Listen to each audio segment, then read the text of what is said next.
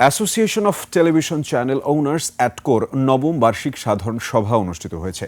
শনিবার দুপুরে রাজধানীর একটি হোটেলে এ সভা অনুষ্ঠিত হয়। সংগঠনের বার্ষিক কার্যক্রম পর্যালোচনা, ভবিষ্যৎ পরিকল্পনা এবং দেশের টেলিভিশন শিল্পের বিভিন্ন গুরুত্বপূর্ণ বিষয় নিয়ে আলোচনা করা হয় সভায়।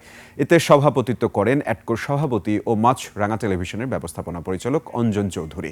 সভায় উপস্থিত ছিলেন অ্যাটকোর মহাসচিব ও ২১শে টেলিভিশনের চেয়ারম্যান ও সিইও আব্দুস সালাম সহ অ্যাটকোর সদস্য চ্যানেলগুলোর মালিক ও ঊর্ধ্বতন কর্মকর্তারা। নবম এই বার্ষিক সাধারণ সভার মাধ্যমে সংগঠনের কার্যক্রম আরও গতিশীল হবে বলে আশাবাদ জানান অ্যাটকোর নেতারা।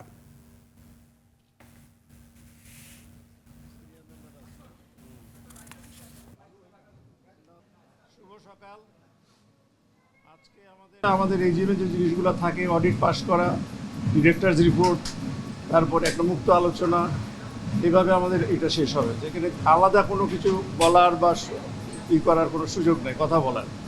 সো এজিএম এর যে ধারাটা আছে, যে নিয়মটা আছে, আমরা সেটাই আজকে মানছি।